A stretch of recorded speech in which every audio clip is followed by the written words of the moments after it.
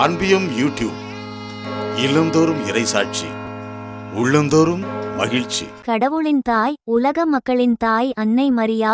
மன்னிப்பு என்ற வார்த்தைகள் சொல்வது எளிது, ஆனால் வாழ்வது கடினம். மன்னிப்பு என்பது நம் உலகத்தை பாதிக்கும் பல தீமைகளை குணப்படுத்துவதற்கான முதல் படி.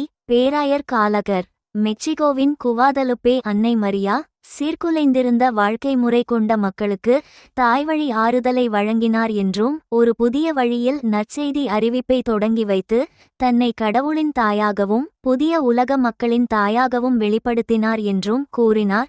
பேராயர் பால் ரிச்சர்டு காலகர்.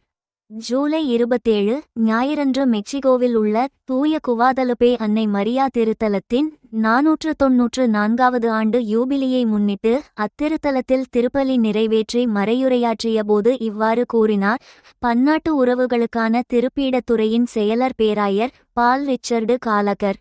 1531ஆம் ஆண்டு டிசம்பர் மாதம் குவாடலூப்பே அன்னை மரியாவின் காட்சியைக் கண்ட தூய ஜுவான் தியேகோவின் சான்றுள்ள வாழ்வை சற்று சிந்தித்து பார்க்க அழைப்பு விடுத்த பேராயர் அவர்கள், அன்னை மரியா அவருக்கு மக்களில் ஒருவராக எளிமையான வடிவத்தில் காட்சியளித்தார் என்றும் கூறினார்.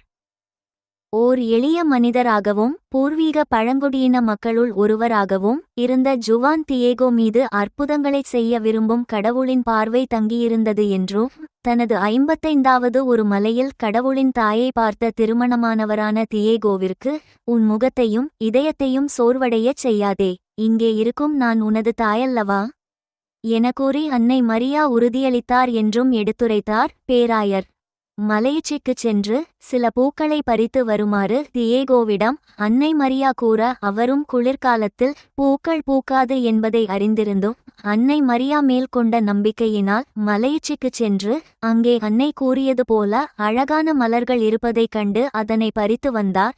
அதனை அன்னை மரியா தனது மேலங்கியில் வைத்து கொண்டார் என்ற வரலாற்றையும் நினைவு கூர்ந்தார். பேராயர் காலகர். மலர்களுடன் காட்சியளிக்கும் அன்னை மரியின் இத்தகைய உருவப்படமானது டில்மா வெறும் நினைவு சின்னம் அல்ல. பிரிவிலிருந்து ஒற்றுமையையும் பயத்திலிருந்து நம்பிக்கையையும் வலியிலிருந்து குணத்தையும் கொண்டுவரும் கடவுளின் சக்திக்கு ஓர் உயிருள்ள சான்றாக விளங்குகின்றது என்று தெரிவித்த பேராயர் காலகர் அவர்கள், இலட்சக்கணக்கான மக்கள் கட்டாயத்தால் அல்ல, மாறாக ஒரு தாயின் அன்பான அழைப்பால் கிறிஸ்துவை நோக்கி வந்தனர் என்றும் கூறினார்.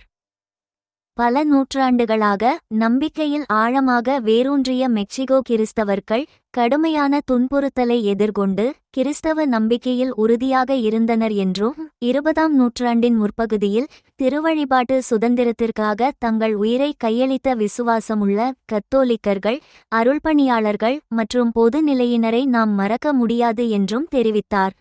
குவாதலுப்பே அன்னை மரியா திருத்தலம் உள்ள இடமானது அன்னை மரியா காட்சியளித்ததற்கான ஒரு நினைவிடமாக மட்டுமல்லாது மறைப்பணி நிலையமாகவும் உள்ளது என்று எடுத்துரைத்த பேராயர் காலகர் அவர்கள், கடவுளை வழிபட, அயலாரை அன்பு செய்ய, உயிரை பாதுகாக்க, ஏழைகளுக்கு பணியாற்ற, புலம்பெயர்ந்தோரை வரவேற்க என ஒரு கள மருத்துவமனையாக செயல்படுகின்றது என்றும் கூறினார்.